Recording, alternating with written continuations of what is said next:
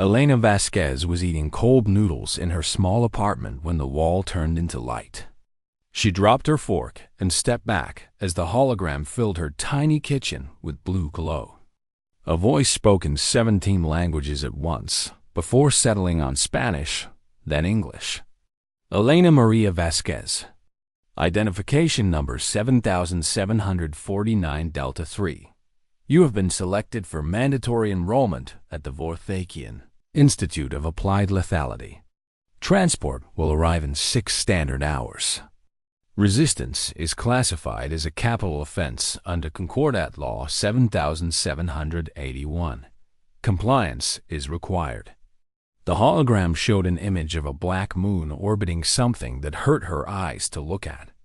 A neutron star, she realized. The moon was covered in dark buildings that looked like they had grown from the rock, itself like angry teeth. Elena read the documentation that floated in front of her face. She read it twice. Then she laughed so hard she had to sit down. Her identification number was 7749 Delta 3. The document was meant for 7749 Delta 8, a single digit. Someone in the vast bureaucracy of the Galactic Concordat had made a tiny mistake, and now Elena Vasquez, a 28-year-old xenobiology student who had never held a weapon in her life, was being sent to the most dangerous military training facility in known space. She knew about the Institute. Everyone did. It was where the Vorthakians trained their warriors, and sometimes, when they wanted to make a political point, they invited students from other species. The survival rate for non-Vorthakians was 3%. Most students died in the first 2 weeks. The ones who survived became something else entirely. Weapons with heartbeats. Killers who could end wars single-handed. Elena looked around her apartment. She looked at her research notes on alien plant biology. She looked at the picture of her mother on the wall. She looked at the half-eaten noodles growing cold on her table. She should call someone. She should report the error. She should scream and cry and fight against this terrible mistake that would certainly kill her. Instead, she started packing. 6 hours later, the transport ship landed in the street outside her building. People ran. Cars crashed into each other trying to escape. 3 Vorthakians walked out of the ship, and Elena understood why everyone was afraid. They were 8 feet tall. Their skin was not skin at all, but plates of bone that covered their bodies like living armor. Their eyes were red and set deep in skulls that looked designed for violence. Each one carried weapons that Elena could not even name, and they moved with the kind of easy grace that came from knowing nothing in the universe could hurt them.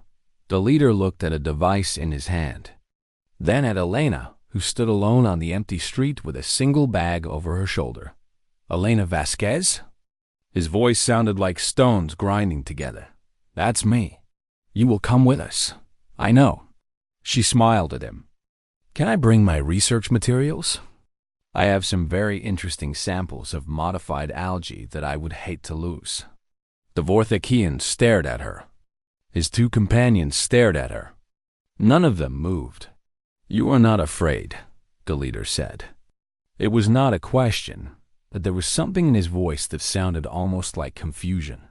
"Should I be?" "Yes," Elena considered this. She looked at the black ship behind them, at the weapons they carried, at the bone-plated faces that had never known softness. "I read the documentation," she said. "I know there has been an error. My number is Delta 3, not Delta 8. Someone made a mistake.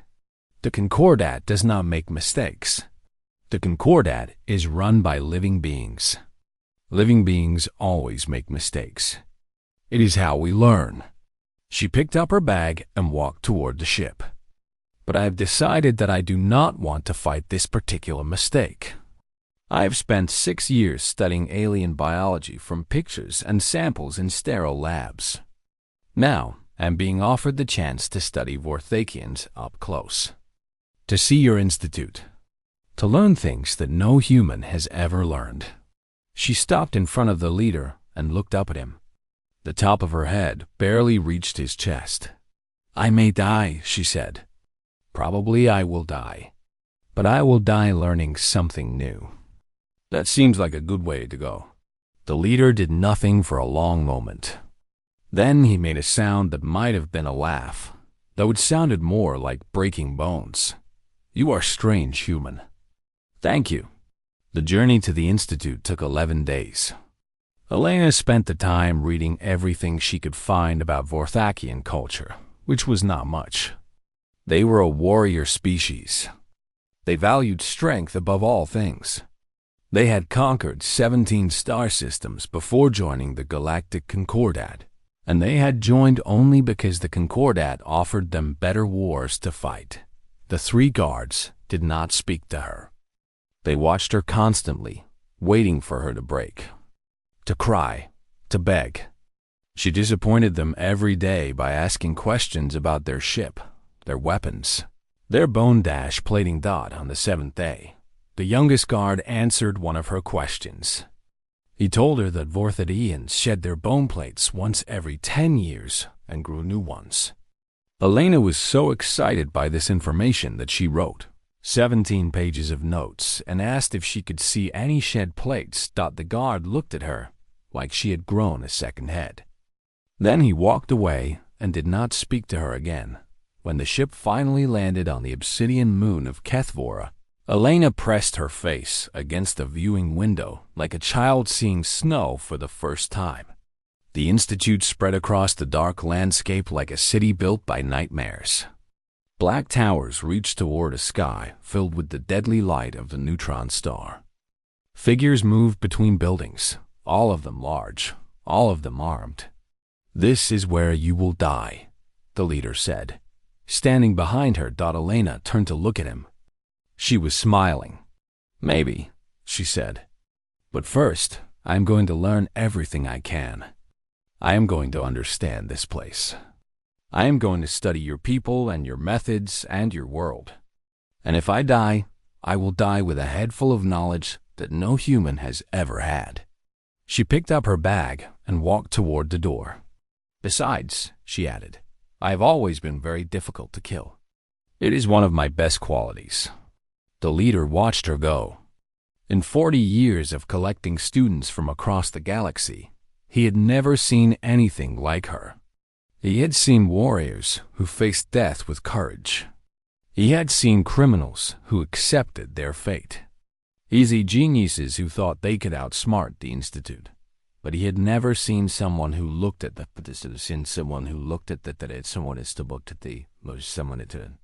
But he had never seen someone who looked at the Deniseran Danuses who thought they could array end of their life and smiled as if it were a gift. He made a note in his report. It said only, "This one is different. Recommend observation." He did not know, as he wrote those words, that he had just written the beginning of something that would change the Institute forever. The air on the obsidian moon tasted like metal and ash.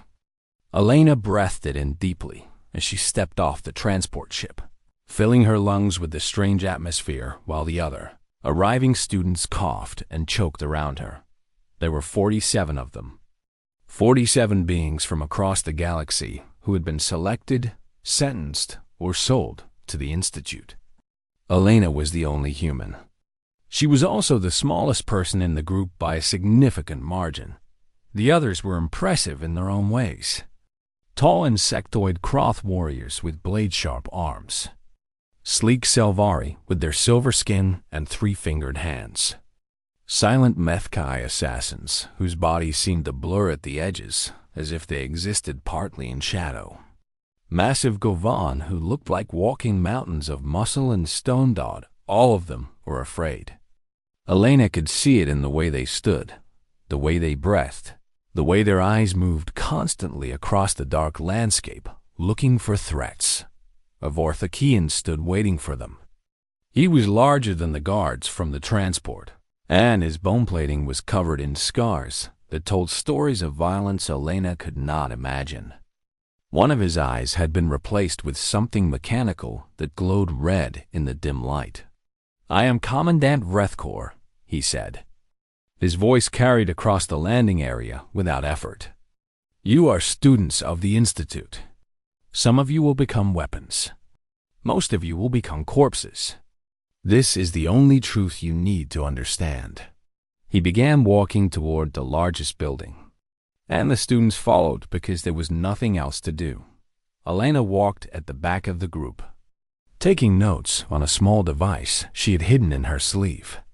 She recorded everything: the composition of the ground beneath her feet, the temperature of the air, the way the Vorthakian guards moved along the edges of the group like predators watching prey.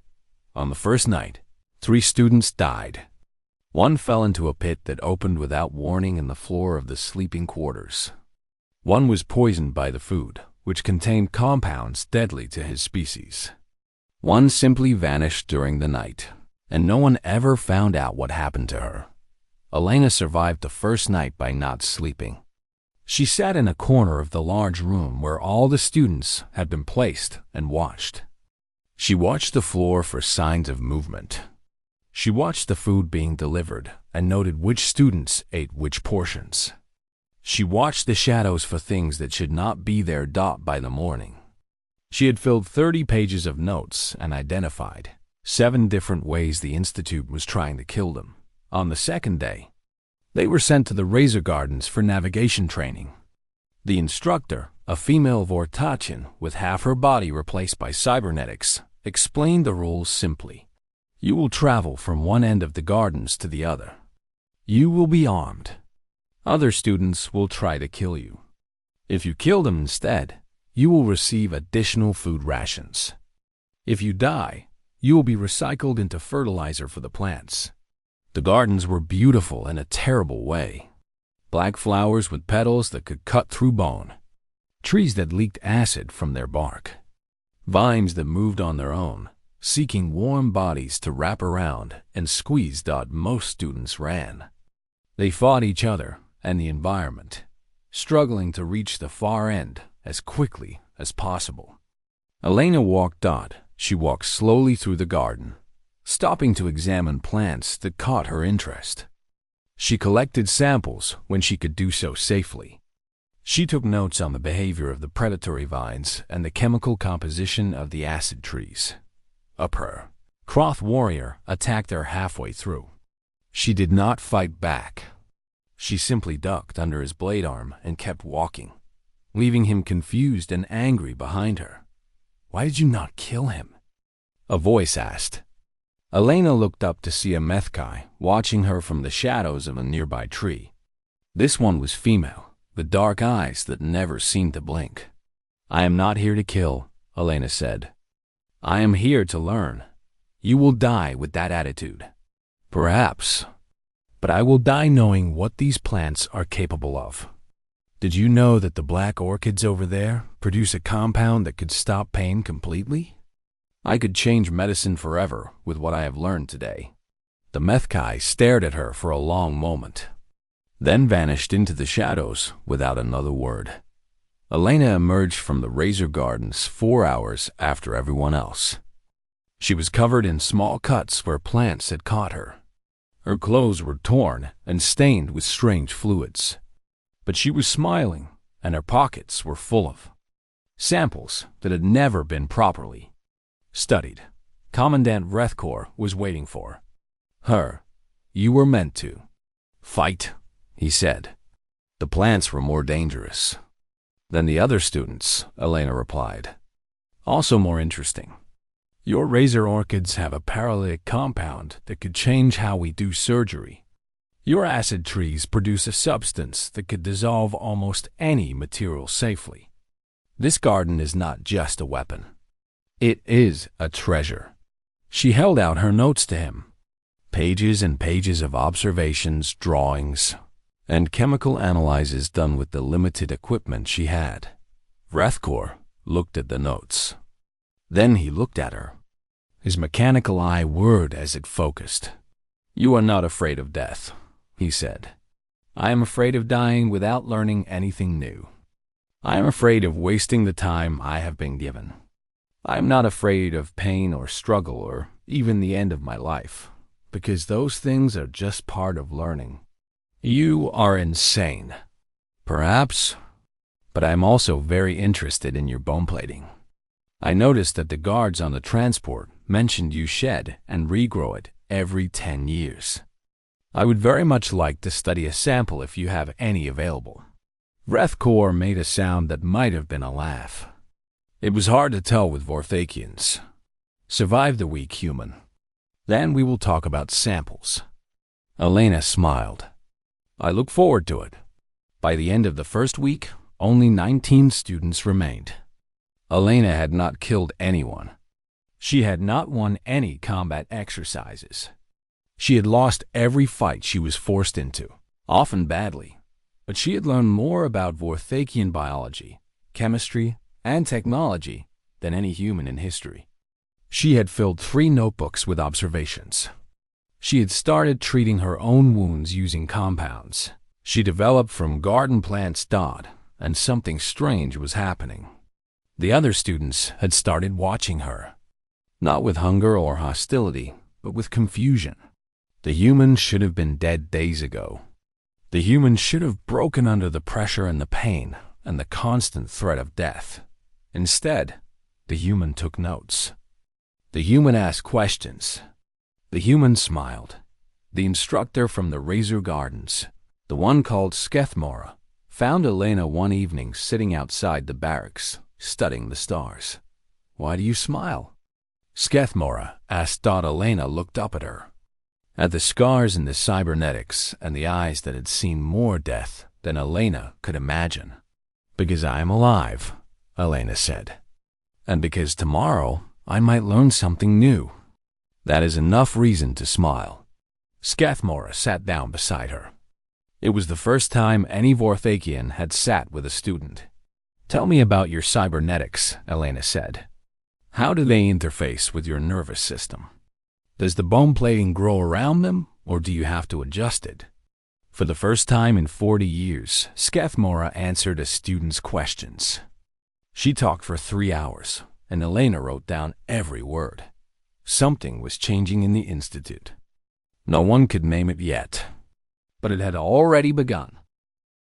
3 weeks passed at the Institute. Elena had been beaten, burned, frozen, poisoned, stabbed, and thrown off a cliff into water that was somehow both boiling and acidic at the same time. She had broken 4 ribs, 2 fingers, and her left ankle. She had lost so much blood that the Institute medical unit had started, keeping extra supplies ready just for her. She had never stopped smiling. She had never stopped taking notes. The combat training was the worst part, or at least it should have been. Every day, students were forced to fight each other in a great stone arena. The Vorthakians watched from above, studying technique and looking for potential. The fights were not always to the death, but they were always painful. Elena lost every single match. She was too small, too slow, too soft. The other students could break her bones with a single strike. The Kroth warriors could cut her apart with their blade arms. The Gorvan could crush her just by falling on her, but she never stayed down. No matter how badly she was hurt, she got back up. And while she fought, she learned. She studied how the Kroth balanced on their thin legs. She watched how the Selvari used their 3 fingers to grip and throw.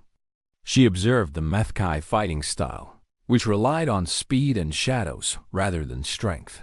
After each fight, she wrote down everything she had noticed. Then she thanked her opponent for the lesson. The first time she thanked the Gorvan for breaking her arm. The massive creature stood frozen in confusion for so long that the instructors had to physically move him out of the arena. "You are broken," he said to her later, finding her in the medical unit while she set her own bone using techniques she had learned from watching Vorthakian healers. "Your mind is broken." "My mind is hungry," Elena corrected him. "Every fight teaches me something new about how your species moves, how your muscles work, how your bones connect. I am building a database of alien combat biology in my head. It hurts very much, but it is worth the pain. Why? Because no one has ever done this before. No human has ever had the chance to study so many species up close. When I die, if I die, I will have learned things that could help my entire species understand the galaxy better. The Gorvan shook his massive head and walked away. But Elena noticed that in their next fight, he was gentler than before. Not gentle enough to let her win, but gentle enough that he only broke one of her ribs. Instead of 3 dot, it was progress. The Vorthakians had a concept they called Kethval. It was the breaking point that every being had, the moment when their spirit shattered under pressure and they became either a corpse or a weapon. The Institute was designed to find this point and push past it. Every exercise, every fight, every sleepless night was meant to break the students down until only the core of them remained in 1,000 years of training students from across the galaxy. The Vorthakians had never encountered a being without a Kethval. There was always a breaking point, always a moment when the spirit cracked. Elena Vasquez did not seem to have one. They increased the pressure. They made her training harder. They put her against stronger opponents. They reduced her food and her sleep and her time to heal. Nothing worked. She adapted. When they starved her, she found ways to eat the plants in the gardens that other students thought were only poison. When they exhausted her, she learned to rest standing up, stealing minutes of sleep whenever she could. When they hurt her, she used the pain to stay focused, channeling it into observation and learning. Commandant Vrethkor watched her progress reports with growing confusion. In 40 years of running the Institute, he had never submitted a request for guidance to the High Council. Now he found himself writing his second one. Subject continues to demonstrate impossible resilience. Recommend extended observation. There may be strategic value in understanding how humans function under extreme pressure. While the Vorthakians studied her, Elena was busy with her own project. She had noticed that the surviving students were all suffering in their own ways. They were isolated, afraid, and slowly breaking under the constant threat of death. So she did something that had never been done at the Institute before. She started a study group. It began with the Selvari mathematician she had seen struggling with the combat exercises. Elena approached him one evening and offered to share her notes on cross-fighting patterns in exchange for help understanding Vorthakian ship engineering. "Why would you help me?" the Selvari asked. His silver skin was dull with exhaustion and fear. "Because you know things I do not know, and I know things you do not know. Together, we might survive longer." The study group grew. 3 students became 5, then 8, then 12. They met in the 1 hour of rest they were given each day, huddled in Elena's corner of the barracks. She shared everything she had learned: fighting patterns, poison identification, how to treat common injuries using materials found in the gardens. In return, the other students shared their own knowledge. The Methkai taught her how to move silently. The Selvari explained the mathematics of Vorthakian weapons. A young Kroth, barely older than a child by their species standards, showed her the weak points in his own blade arms. The instructors noticed. How could they not? A group of prey animals huddled together in the dark, sharing knowledge instead of fighting over resources. It was against everything the Institute stood for. Skethmora, the cybernetic instructor who had become something almost like a friend to Elena, approached her after one of these meetings.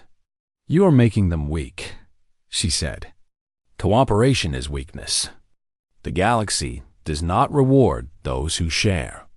"The galaxy also does not reward the dead," Elena replied. These students were all going to die alone. Now they might survive together. Is that not the purpose of the Institute? To create survivors? The purpose is to create weapons. Then you are failing. Weapons break. Weapons wear out. Weapons are used and thrown away.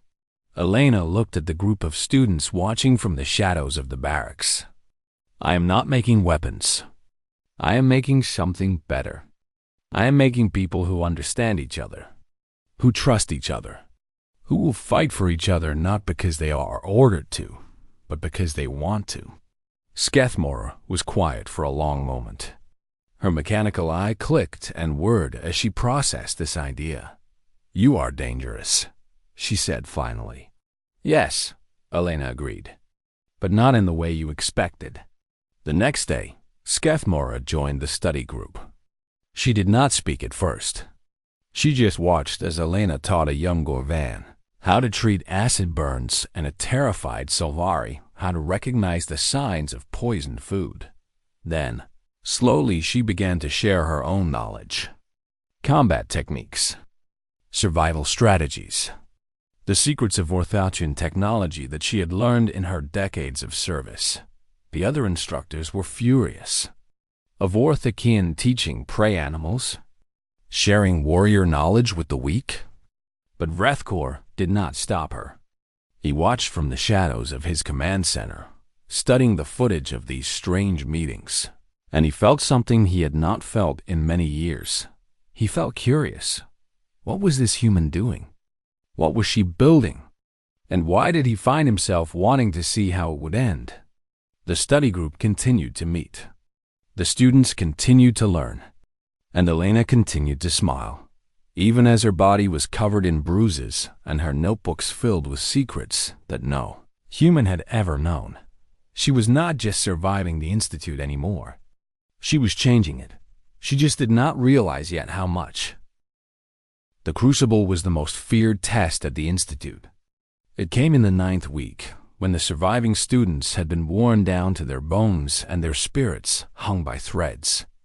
For 72 hours, they would be hunted across a simulated war zone by Vorthikian veterans. These were not instructors pulling their strikes. These were killers who had survived real wars, and they would not hesitate to end any student who showed weakness. Historically, 60% of remaining students died in the Crucible. The ones who survived earned the right to continue their training. The ones who died were forgotten. Elena was assigned to a squad of 4. When she saw her teammates, she understood that someone wanted her to fail. The first was Krethvar, a Kroth warrior who had made clear from the first day that he hated humans. His people had fought a war against Elena's species 200 years ago, and he had been raised on stories of human cruelty. He looked at her with murder in his compound eyes. The second was a Solvari named Tellus 9, a mathematician who had barely survived the past weeks through luck and hiding. His silver skin was dull with fear, and his 3-fingered hands trembled constantly. He had never won a fight. He had never killed anything. He expected to die in the Crucible. The third was Silence. That was not her real name, but it was what the other students called her. She was a Methkai assassin who had tried to kill Elena twice during training. Not because she hated her, but because killing was what Methkai did. She had not spoken a single word since arriving at the Institute, and her dark eyes held nothing but cold calculation. 4 beings who had no reason to work together. 4 beings who would normally tear each other apart. This was Elena's squad. We should separate, Krethvar said, as they stood at the entrance to the simulation zone. Hunt alone. The human will slow us down. If we separate, we die, Elena said calmly. The veterans will pick us off one by one. They are faster than us, stronger than us, and they know this terrain better than we do. Our only chance is to work together. I do not work with prey. Then you will die as prey. Elena pulled out her notebook and began sketching on a blank page. The simulation zone is 12 square kilometers of varied terrain. Forest, urban ruin, swamp, and mountain. The veterans will spread out to cover as much ground as possible, but they will concentrate on the areas where students are most likely to hide. She looked up at her squad. I have been watching them for 9 weeks. I know how they think. I know how they move. And I know how to beat them. Tellus 9 stepped forward, his fear briefly overcome by curiosity. How? They are Vothasians. They cannot be beaten. Everything can be beaten if you understand it well enough. Elena pointed at different sections of her crude map. Krethvar, you are the fastest of us, and your blade arms can cut through their armor at the joints. You are our offensive weapon, but only if we use you correctly. Tellus 9, you told me you could calculate firing solutions in your head faster than any computer. You will be our early warning system, predicting enemy positions based on sound and movement patterns. Silence. She looked at the Mathkai, who stared back with those unblinking dark eyes. You have been trying to kill me for weeks. I want you to use those skills to help keep us alive instead. Move through the shadows. Scout ahead. Tell us what you see. I do not take orders from humans, Silence said. It was the first time she had spoken. I am not giving orders. I am asking for help. Elena put away her notebook and looked at each of her squad mates in turn. I know none of you want to be here. I know none of you want to work with me. But I want to survive, and I think you do too. We can fight each other after this is over. We can hate each other after this is over. But right now, in this moment, we need each other. She extended her hand toward Krethvar. You can kill me when we get out, but help me get out first. The Kroth stared at her hand. His blade arms twitched with the urge to strike her down. For a long moment, no one moved. Then, slowly he reached out and touched her palm with the flat of his blade. After, he said, I will kill you after. Deal. The crucible began. For the first 6 hours, Elena's squad moved through the forest zone, avoiding contact with both veterans and other student squads. Silence scouted ahead, appearing and disappearing like a ghost. Tellus 9 tracked sounds and movements, whispering warnings of approaching threats. Krethvar protected the rear, his blade arms ready for combat. Elena directed them all, making decisions quickly and calmly. She was not the strongest or the fastest, but she could see patterns that others missed. She understood how people moved, how they thought, how they hunted. On the second night, they ambushed a veteran Dot. It should have been impossible. Veterans did not get ambushed. They were the hunters, not the hunted. But Elena had noticed that this particular veteran favored high ground and always approached from the east. She positioned her squad accordingly and waited Dot when the veteran appeared. Silence struck from the shadows, her blade finding the gap in his armor at the neck. He survived, but barely, and he was forced to withdraw from the simulation. Word spread among the other veterans. A student squad had drawn first blood. A squad led by a human.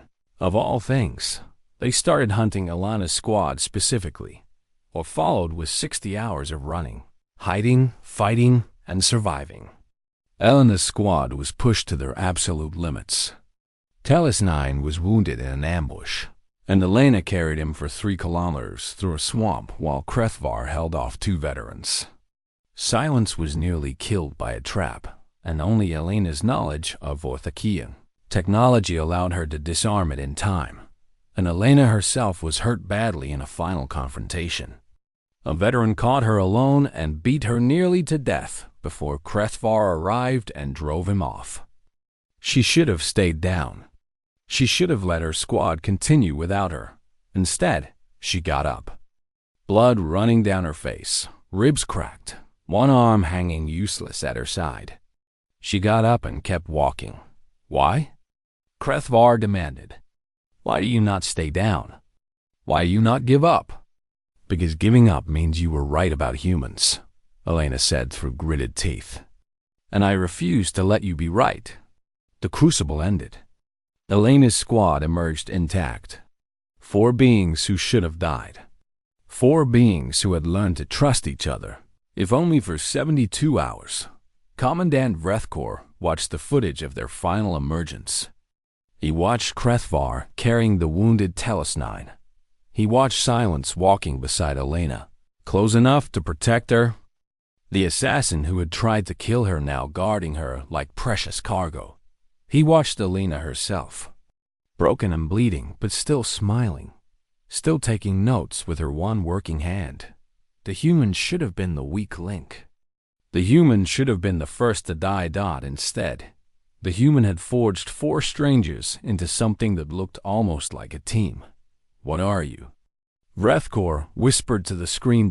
In the medical bay, Elena lay on a table while Vorthakian healers worked on her wounds. Krethvar stood in the doorway, watching. You were right, he said finally. About the survival. About working together. I usually am, Elena said weakly. I still hate humans. I know, but I do not hate you. He turned and walked away, then stopped. I will not kill you after all. I will not kill you after all. It would be wasteful. Elena smiled despite the pain.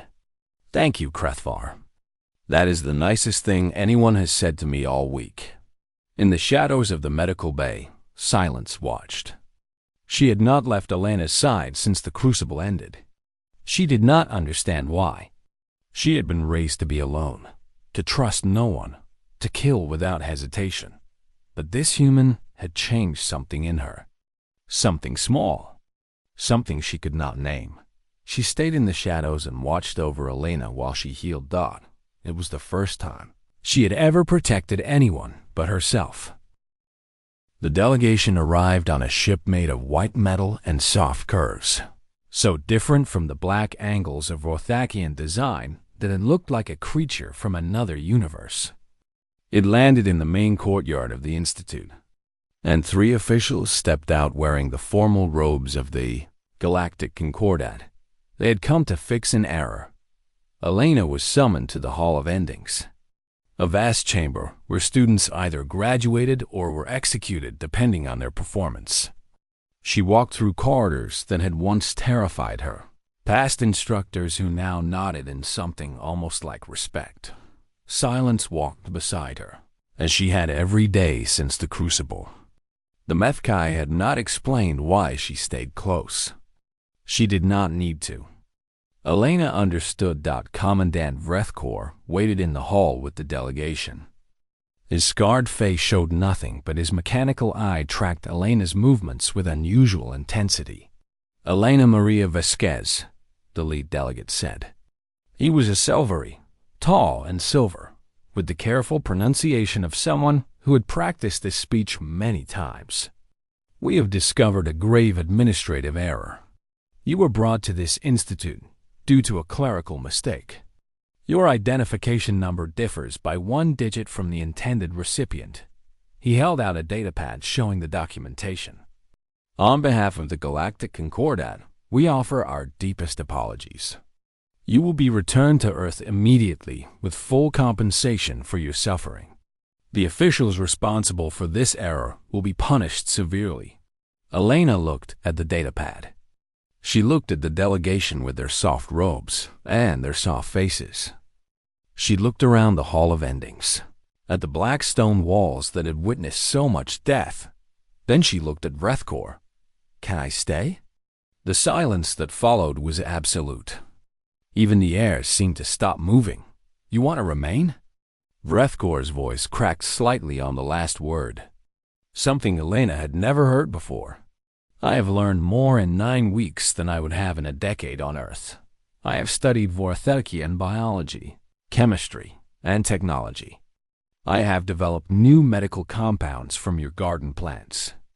I have observed combat techniques from 12 different species. She pulled out her notebooks, worn and blood-stained from weeks of abuse. These notes could change medicine and xenobiology for my entire species. And I am not finished. The lead delegate stepped forward, his silver skin flushing with distress. Ms. Vasquez, you do not understand. This place is designed to kill. The survival rate for non-Vorthakians is 3%. You have already endured trauma that would break most beings. I am not broken. The psychological damage alone. I am not damaged. Elena smiled, and it was the same smile she had worn on the day she was taken. The smile that made no sense. I am educated. There's a difference. Vrethkor stepped forward, his massive form casting a shadow across the delegates. Why would you choose this? You could return to your soft world. You could live without pain. You could forget this place ever existed. Where I come from, we have a saying. What does not kill you makes you stronger. Elena met his eyes, the small human woman looking up at the towering Vorthakian warrior without fear. I have been getting stronger for 9 weeks. I have made friends who tried to kill me. I have learned secrets that no human has ever known. I have survived everything this institute has thrown at me. She extended her hand toward him, palm up. Why would I stop now? You still have not broken me. I have to assume you will keep trying. I want to see what comes next. Vrethkor stared at her hand. Around the hall, other Vorthakians had gathered. Instructors, guards, even some students who had heard rumors of what was happening. All of them watched in silence. Skethmora stood near the back, her cybernetic eye clicking softly. She had taught Elena for weeks, had watched her refuse to break, had seen her change the Institute in ways that should have been impossible. Krethvar was there too, his blade arms folded across his chest. The Kroth who had sworn to kill her now stood like a guard at her trial, and silence remained at Elena's side. Closer than a shadow, the assassin who had become something else entirely. Vrethkor looked at Elena's extended hand. In 800 years of the Institute's history, no student had ever volunteered to stay. The Institute was a punishment, a sentence, a death warrant with training attached. It was not something anyone chose, but this human was choosing it. This small, soft, breakable human was looking at the deadliest training facility in the galaxy and asking for more. Slowly, Vrethkor reached out. His massive hand, covered in bone plating and scars, closed around Elena's small fingers. "Welcome to the Institute, Elena Vasquez," he said. "Permanent enrollment." The delegation protested. They threatened diplomatic incidents and formal complaints and economic sanctions. But the Vorthakians did not care about such things. They cared about strength and will, and the refusal to break. Elena had shown all three. The delegates left empty-handed. Elena watched their ship rise into the sky and disappear among the stars. Then she turned back to face the Institute, the black towers and the deadly gardens and the warriors who had become something like family. What now? Silence asked. It was only the second time she had spoken. Now I finish my education. Elena opened a fresh notebook and began writing. And then I changed the galaxy. 3 years later, Elena Vasquez graduated from the Institute with the highest combined scores in theoretical xenobiology and applied survival ever recorded. Her research on Vorthakian biology became required reading in medical schools across 12 star systems. Her combat techniques, developed from studying every species of the Institute, were taught to special forces units. Throughout the Concordat, she was offered positions at 100 different organizations, research labs, military commands, government agencies. She turned them all down. Instead, she accepted a position that had never existed before. The Vorthakians, who had never asked for anything from the softer species, formally requested that Elena Vasquez become the first human ambassador to the Vorthimugtiminiandad at her graduation ceremony. Vrethkor stood before the assembled students and instructors and spoke. "We built this institute to forge weapons," he said. "In 10,000 years, only one student has forged us instead. Elena Vasquez came here by mistake. She stayed by choice. And she taught us something we had forgotten." He turned to look at her. Standing beside Krethvar and Silence and a dozen other students who had survived because of her. She taught us that the greatest strength is not the ability to break others. It is the refusal to be broken yourself. Elena stepped forward to accept her graduation certificate. She was still small, still soft, still covered in scars from 3 years of training. But she stood like someone who had walked through fire and come out carrying the flames. "It was an error," she said, her voice carrying across the hall. "The best error anyone ever made." She smiled. And this time, everyone in the room understood why. In the back of the hall, Silence stood watching. She had not left Elena's side in 3 years. She would not leave it for 3 more. Eventually, she would follow Elena to Earth, to the Concordat chambers, to every corner of the galaxy where Elena's work took her. When asked why, she would give the same answer every time. "She taught me that I did not have to be alone. That was worth more than anything else I have ever learned." And Elena, hearing this, would smile and say, "You taught me that some shadows are worth trusting. That was worth nearly dying for." They would laugh then, the human and the assassin, the student who became a legend and the killer who became a friend, and the galaxy, watching them, would wonder how one small error had changed so much. But Elena knew the truth. It was not the error that changed things. It was the choice to smile when everything said she should cry.